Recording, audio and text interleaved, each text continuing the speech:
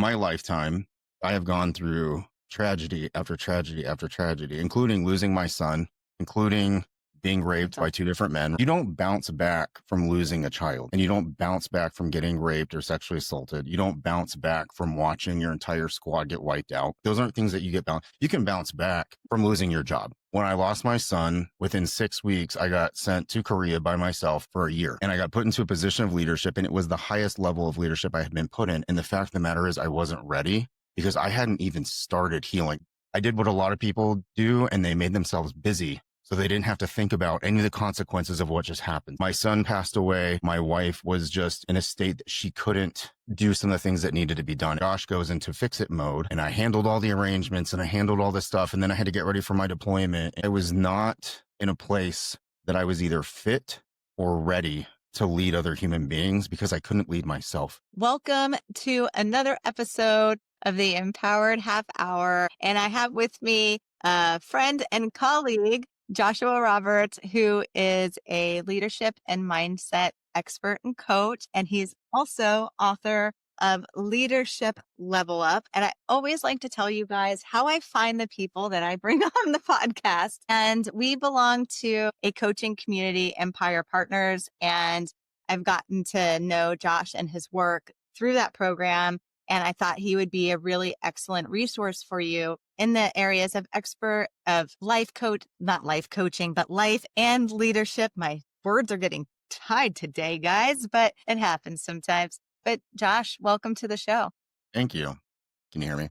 We're good, yeah? Okay. Yeah, I hear you good. So let's get into the first question. I am very happy to have you on the show because I have gotten to hear your story behind the scenes. I know how powerful it is. I know your career background is very impressive too, but we all go through a journey of life and leadership, don't we? And I think you've done a very good job of kind of summarizing your experience, your expertise, and then bringing that back around in a way that can really help people live more masterful lives, more pleasant lives, more joyful and fulfilled lives. Really love your work. The book was excellent. So let me ask you the first question. As an author myself too, I know when I sit down to write, there's a reason I sat down to write. There's a story behind it. There's something that made me want to share. So I'm curious, what's your backstory to writing your book and wanting to share that message with people? Well, so I was always fascinated by reading.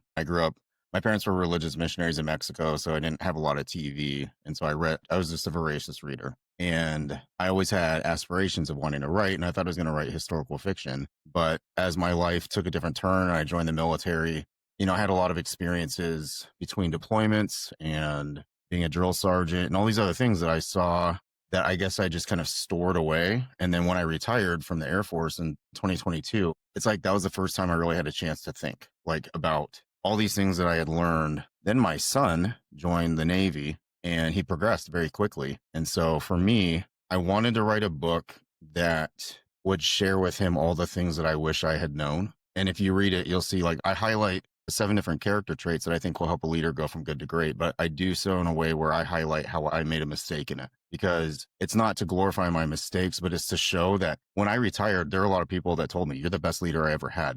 But the fact of the matter is there's a lot of people out there that carry the scars of my leadership.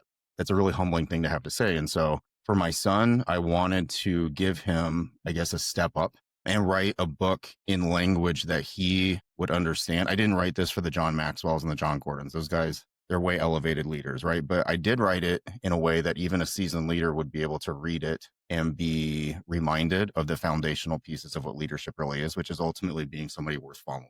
So, Yeah, I really appreciate so much of that, and that you even shared that you wrote it from a place of showing where, there was some flaws or errors in your movements that the cost went to someone else, right? Not just yourself. And there's a part of your book where you're starting to talk about that, and it talks about the cost of indecision. And I thought that was a really powerful section of the book.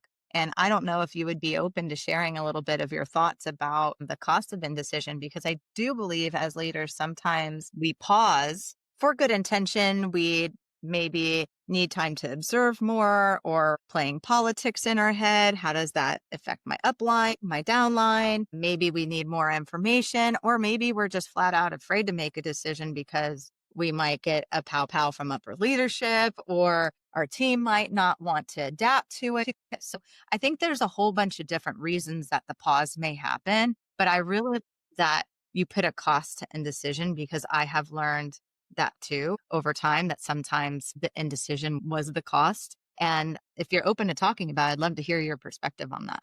Yeah, I mean, I think all of us, when you're in a position of leadership, you want to make the right decision, no matter what, right? Sure. I think the opening example for that chapter was Eisenhower Hmm.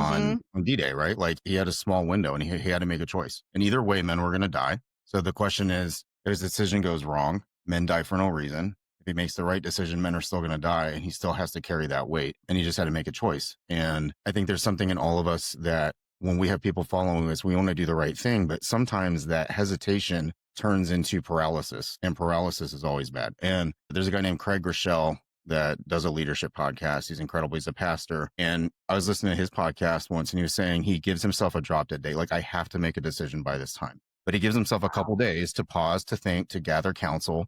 But then ultimately, you have to make a decision. And, you know, you'll see a recurring theme in my book, and I sell t-shirts with it. It says everybody wants to be a gangster, so it's time to do gangster shit. That's the part of being a leader that people don't like. If you don't want to have to make decisions, then don't be the boss. Don't be in charge and don't be a leader, because that's ultimately what you're there for, is to provide clarity and direction. And sometimes your choices will be unpopular. Sometimes the results will be a C plus. But one of my Yeah. favorite quotes ever, I'll just paraphrase it, is by Theodore Roosevelt. And he said, best thing that you can do in any given circumstance is make the right decision. The next best thing you can do is make the wrong decision. And the worst thing you can do is make no decision at all. And I've seen this in combat, and I've seen it in the military, where a leader freezes up and it's rarely him or her that pays the price for it. It's usually the people below them that are following them that are like, what the fuck are we supposed to do? And nobody knows. And it's your job to tell them. And so I had a friend that he's a combat leader in Fallujah, and their lieutenant and their master sergeant both got killed. And he was an E5, and he had to make a choice very quickly.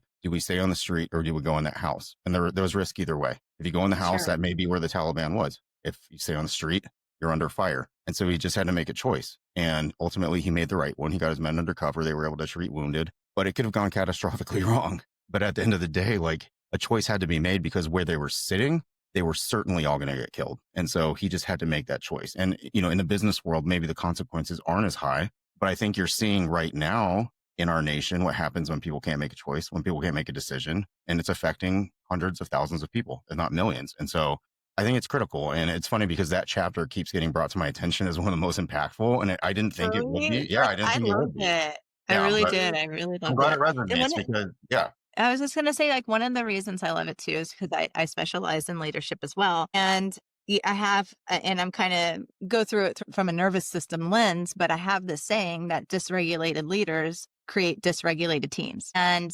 analysis paralysis, is one of the things that will dysregulate a human being. If we stay in overthinking, overanalyzing too long, we'll start to shut down. We'll go into a freeze state.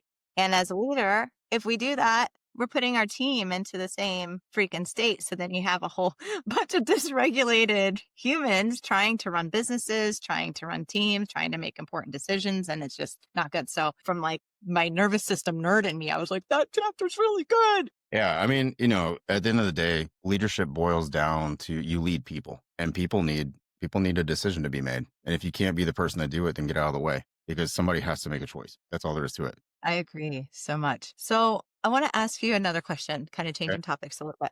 So what was like, as you were writing the book and you were thinking of like what lessons to bring forward to people to either empower them or shift their mindset or something like that, what was one that really stood out to you? In It could terms be of a story character traits, within it or one of the seven things, but what was like an aha, or again something that stood out to you that you might want to share with the audience that you feel is really important? probably the hardest chapter for me to write was resilience, because in the military, we have resilience days and they bring in resilience experts, and it's all this bullshit about it's the bouncing back from difficult, whatever. Cool. In my lifetime, I have gone through tragedy after tragedy after tragedy, including losing my son, including being raped by two different men, right? Like, so Like, you don't bounce back from losing a child, and you don't bounce back from getting raped or sexually assaulted. You don't bounce back from watching your entire squad get wiped out. Like, those aren't things that you get bounce. You can bounce back from losing your job. Okay.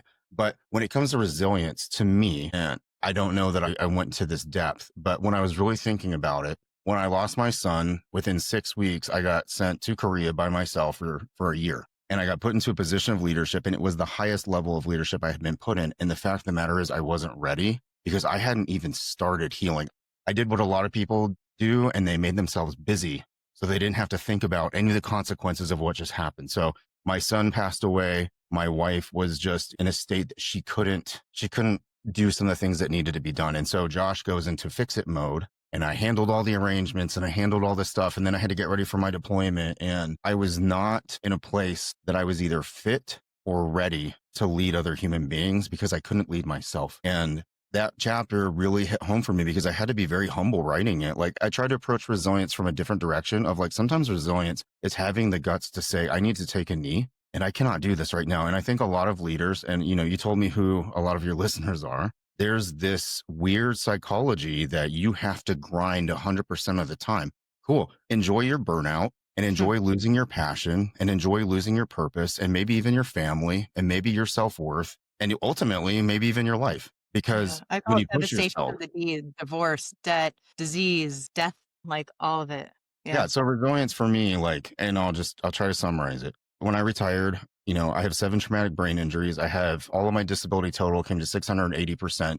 I have severe PTSD, and there are days, Becca, that I don't want to wake up. And there are days, especially, that I don't want to get out of bed. I lead a nonprofit. I have my own business, and I don't want to have to deal with it sometimes. And so my resilience journey starts by making the decision to get out of bed and go to the gym because I know that that one discipline is going to start my day, right? I guess I put it this way. I get out of bed, I walk over, I pick up my pickaxe, and I go to this tunnel that I've been tunneling through since I lost my son, and I swing. And some days I hit granite and I go this far, and some days I hit limestone and I go that far. But either way, there's still rubble that has to be cleaned out. And by that, I mean the mindset work, the perspective work, the opening up and sharing how I'm feeling with the people that truly matter. Because tomorrow I'm coming back and I'm swinging again. And you may spend your whole life in that one tunnel. I don't know that I will ever be through over losing my son. But A chance. there are other things where maybe one day you swing and there's a pinhole of light and you've reached the other side. And, that's amazing. But to make people feel what really happened to me was I started to feel guilty that I hadn't recovered and bounced back from losing Jake after 10 years. I couldn't hold babies. It just gave me like this overwhelming sense of like anxiety. And finally, somebody just had the wisdom to look at me and go, shut the fuck up. You're never going to be over losing your son, Josh. And so it really started this whole journey into like, what is resilience? And so that chapter in particular was an aha moment for me because I think I realized as I was writing it that I still held myself hostage to expectations that I should be over something. And I don't like the word get over because it gives this image of like you get to the mountaintop and now you're over it. Now it's all downhill Yeah, from and here. you're never No, gonna that's think not. about it It doesn't again. work that way, right? So, Yeah, very similarly, like, I'm the sole survivor of my yeah, family, right? yep, And you don't ever get over that.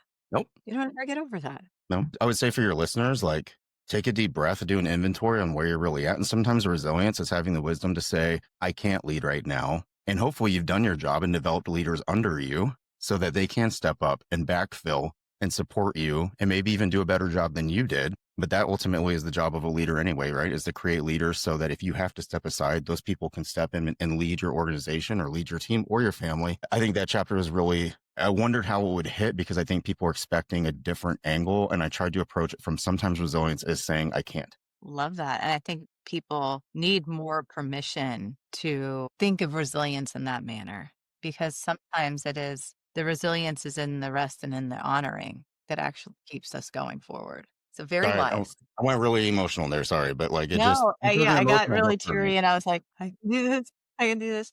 No, it's very deep. You know what's cool about it though? Not about what happened to either one of us in our stories, but what's cool about the vulnerability shared is that everyone has significant issues, loss, or things they're going through. Or, a lot of the listeners that I have now are kind of like middle aged and maybe they're raising a family or maybe they have aging parents. So I think that it's really relevant to talk about loss because, middle age is when you experience both ways, unfortunately. And it's just a real part of life. So I appreciate the rawness there. There is another topic from your book. There's so many things. I mean, we could probably have like a 2-hour podcast, and still be going, but we have about 15 minutes left. So I want to go into another area of the book that I love duality. I'm a Kundalini yoga teacher, and I also got certified and I geek out in shadow beliefs. And one of the correlations in when you become aware of shadow beliefs, I don't know if you've ever gotten into Debbie Ford's work or anything like that, but basically, the theory is that a quality, like empathy, for an example, is neutral. And there's always a positive and a negative charge to any quality, or a shadow side and a light side. And so when I really started to understand that, and there's a lot of you can unpack about that, because when you have a charge against something, like my life has made me an over responsible person. So I used to judge the hell out of somebody who is irresponsible. Like, how dare you? But there's a gift to irresponsibility, and that would be they get to relax, Right. they get to breathe. Me, I'm like, go, go, go, go, go. I don't even know what relaxing's like sometimes. So it's this idea that equality is neither good or bad. It's good and bad, depending on how you leverage it. Yes. So when I saw your empathy chapter and I saw that duality, I was very excited to talk to you about it because I thought you did a great job presenting that. So to you, Josh, let's talk about the good sides and the bad sides of empathy and leadership. Empathy, it's an interesting word because I think by definition, it's ultimately trying to put yourself in the place of another to kind of feel what they've, I mean, I think that's kind of the dictionary definition. But what I would say about empathy is you know it when you see it, but there is a cost to it that tends to be if you're too empathetic without having the discipline to set boundaries for that empathy as a leader, you will ultimately either overshare people's feelings. And sometimes as a leader, you have to be able to make hard choices that regardless of what the reason was why somebody did something, if they broke a standard, you still have to hold them accountable, right? And then I think Very true. the other part of it is you can very quickly edge into burnout because if you're carrying the weight that was not yours, I call them guilt bricks that you put in your backpack. Like you're carrying all these bricks that aren't yours. And so suddenly now, like this happened to me, like I'm the president of a nonprofit that we train service dogs. And if I were over empathetic with every veteran and first responder that we serve, I would not be able to get out of bed because their stories are awful. And sometimes they have to be held accountable to commitments that they made to our organization as well. You know what I mean? And so as a president, sometimes I have to be like, listen, like you're not meeting standard, you're not showing up for training, you're not doing the things. And so I just think there is a duality. Empathy is, especially in the military, it's probably one that we lack or we don't focus on. I mean, my nickname was the Soul Reaper. Like, trust me, I get it. Like, it's hard. But what I also saw was, and the example I think I gave in my book was I just went in on people sometimes without even asking why. And then you find out their reason. And it's like, okay, that doesn't excuse the breach of discipline. It doesn't excuse, not meeting standards, but it does give me better insight into helping bring you back into standards because ultimately that is the point of discipline anyways. It's not to punish, it's to bring people back into standards. And when you understand their why and why they made a decision and why they made a choice, now as a leader, I can better shape my response to help address that. But if I just go in like, well, I didn't even touch the reason why they made that choice in the first place. And so that was Yeah, completely, and you might shut them down more than bring them over the Mhm. bridge, right? Yeah. So, I think that's really fascinating. I love hearing stuff like that too because it's just true. Like, if you don't ask why, like, where I'm going with this is I believe that high standards are a must in business, right? And as a CEO and running my own business too, right? You're president, like, I have to have high standards. We have high goals, high standards, but that doesn't mean that I don't care about my people. That doesn't mean that I don't want insight into why a deadline was missed. And I want to understand because if I seek to understand before I act, I often find out a lot of things I need to know as a leader, also. Yeah. And you will sometimes find out that the reason they made that decision is because of failure on your part to set clear expectations, clear and give clarity, right? Like, Did you see my face? I'm like, and that's like that idea of like extreme ownership. I'm just like, when something lands really poor, I do take that self reflection of like, how did I roll this out? What was missed? I definitely want to check my communication. So I think that's a really good point too. I'll try to give a really quick example. So during COVID, like, we're in a military base. Obviously, you can't just come on base. You have to have a pass. So we had this kid that 3 separate times smuggled his girlfriend into base in his trunk. So like when his car would come through, the security forces guys would just open the trunk and there she'd be. And so finally we were like, okay, obviously you're not getting it. Like that's a breach of security. That's a huge deal. So I bring him in and I'm ready to just rip his face off. And I was like, why the fuck would you think that that's acceptable? Blah, blah, blah, blah, blah. And this kid just had this look on his face. And so me and the commander both just kind of stopped. And he goes, because nobody checks on me and she's the only person on the earth that cares about me. And I was lonely. All right, leaders. So you're so focused on COVID that maybe we failed to make sure that our young airmen who are away from their families for the first time and were feeling the direct results of COVID and maybe had lost family members to COVID and were lonely because they're sequestered in their stupid dorm rooms and we hadn't checked on them. So yeah, there's a breach, but it was also a moment for he and I after he left to go, okay, we do have to discipline. You can't do that. But at the same time, like it was a real moment of reflection. Like what could we have done better to make sure that our people felt cared about? You know what I mean? Like you have the discipline, but you also need to understand like he made that decision partly because we failed to do the proper checking in. I mean, people can nitpick that all they want. That was my experience, but that was what I walked away from that situation with was if we had done a better job of checking on them and making them feel cared about, maybe he wouldn't have felt the need to. You know what I mean? Like, does that make sense? It makes complete sense. And that's like, I'm pausing because I'm listening, but I'm pausing also because I'm thinking. And I'm like, I'm really hoping that the listeners are hearing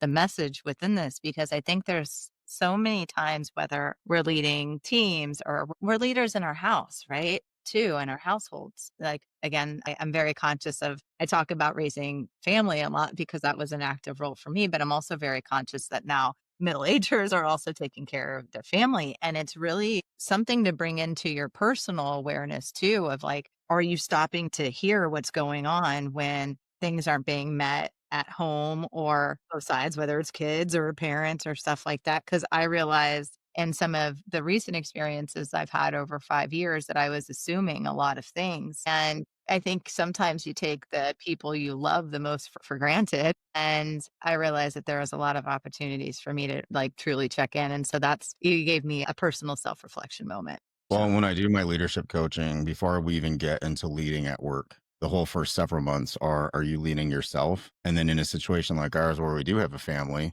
my hierarchy goes yourself, your family, then you can lead at work. But if the first two are an absolute shit show, I guarantee you number three will fall apart. And that's why you have pastors basically sacrificing their integrity. That's why you have leaders addicted to opioids. That's why you have people in public office that are cheating on their spouses because they're not leading themselves and they're not leading at home. And so it will eventually leak into number three. And so I love that you also touch on that because people are like, why am I doing mindset work? Why do you think you are? That's the whole point. Like you have to lead you yourself did before you can lead other people. So 100% air five. there we go. So, all right, let's go into kind of like wrapping this all in a bow. We got to talk about a lot of really cool principles, and I truly didn't even know we were down to like 4 minutes. I'm like, oh my God. I'll come So, back. yeah, if we were, since the show is the empowered half hour, how would you kind of just take everything that we've been talking about and wrap it into an empowering message for the listeners? All right. So since you brought me on, I guess as a leadership guy, I have a saying, if you love them, shove them. One of the stanzas for when people feel seen, heard, and understood, it makes them feel valued. And value given frequently turns into value replicated, right? So like if you go to a store and you get great customer service, you want to tip that person well, or you want to leave a 5-star Google review. At work, when you're leading people, how do you make them feel seen, heard, and understood? When you're talking about your family and your children and the way that you do that, you learn their love language. And I think everybody has a love language at work also, right? Like I had one guy that he'd been in, he'd gotten in a lot of trouble. And so I asked him, I said, if you do excellent job, how do you want me to reward you? And he's like, what do you mean? And I was like, how do you want to be rewarded? And he's like, I've never had anybody ask me that. Okay, well, in the same way, like my giving love language is I perform acts of service for people, but I receive love through words of affirmation. Your employees and your subordinates and the people that follow you have the same thing at work and at home. So for him, the most important thing was because he had made a huge mistake, him going on stage in front of his family and receiving an award was everything. Mm, Just he wanted his two boys to see that you can rescue yourself, right? Like you can build back. I had another guy that had deployed 5 times in 7 years. So guess what he valued? Time with his family. So it was very easy for me on Thursday to walk in and go, see you Monday. And he'd be like, sir, it's Thursday. I'm like, yeah, don't you have a baseball game tomorrow to go to? He's like, yes, sir. I'm like, bye. You know what I mean? Like that was easy. And then a third guy, he just wanted to be told he was doing a good job. So it was very easy in front of my people to say, we are kicking ass right now. And by the way, it's because of that technical sergeant right there. And you could watch his chest lift and he's still a little taller, right? Like everybody has that. That's how you make them feel seen. How you make them feel heard is you ask questions that matter, right? Like don't just say, I think everybody should, for the record, be doing like an initial feedback where you learn your employee or you learn the people that follow you before I you agree. start telling them what you expect. But ask questions like, if you're doing a great job, how can I reward you? Conversely, if you're not meeting standards, what's the best way for me to approach that with you? Because some people are just like, just tell me. Other people like send me an email. Other people are like, let's go on a walk and you can share it. But like getting to know your people and saying, so what I hear you saying is you appreciate when people do this. Okay, now they feel heard and understood, I think is a combination of both of those, but it's taking the time to get to know your people. And when you do that, they feel valued. So that's kind of the mantra I use is if you love them, shove them. And I do it with my kids and I do it with my friends, because at this point I've recognized when you give people value, they want to return it. And so if you want the best experience with your employees, if you want the best return on investment with the wages you're paying and the benefits you're giving, nobody will stay when they don't feel valued. But people will 100%. stay and work for less money if they feel like they offer value, right? So like it's not about the wages. And I saw that here. There's a lady, I went to a little print shop and I was like, how long have you worked here? And she's like 32 years. And I was like, you could easily go to Office Depot and make a lot more money. And she's like, why would I do that? I'm part of the family here. And that like shook me because I was like, I need to figure out what's happening here because she felt valuable. And so she never even contemplated going anywhere else, right? In a world where it costs hundreds of thousands of dollars to replace, rehire, retrain. Absolutely. If you want to keep your people, you make them feel valued. And as a leader, you do that, making them feel seen, heard, and understood. If you have an employee that is struggling, I mean, struggling, maybe take a second to ask why instead of just coming at them with cold, hard standards and make them feel heard. And you never know. It may be just one little tweak that you have to make that suddenly they become your star guy, you know what I mean? Or star lady. So that would be my empower is as a leader, you are empowered to make people feel seen, heard, and understood. And when you do that, it makes them feel valued and they will in turn want to give that back through their performance. That is awesome. And what a good way to wind down today's episode. Josh, please tell people where they can find this book. Okay. So that is on Amazon. I self-published through Amazon. So if you type in leadership level up, it should be the top book. You know, you can also buy it on my website. It's fusewellstrategies.com, FUSEWELL, fusewellstrategies.com. You can get, there's a link there. They can also follow me on social media, but I greatly appreciate this incredible opportunity. I absolutely love you and your guys. I have a little present for you that I got to bring down to you in Hey, December, check that out. but I appreciate you highlighting my book and giving me an opportunity to share my heart a little bit. Yeah, no, absolutely. It's an absolute pleasure. Again, like being able to see you talk about your work and your leadership. It was a perfect alignment for us to bring you on. Anyways, friend, good to see you. Yeah. Thank you for being a See you later. guest. All right.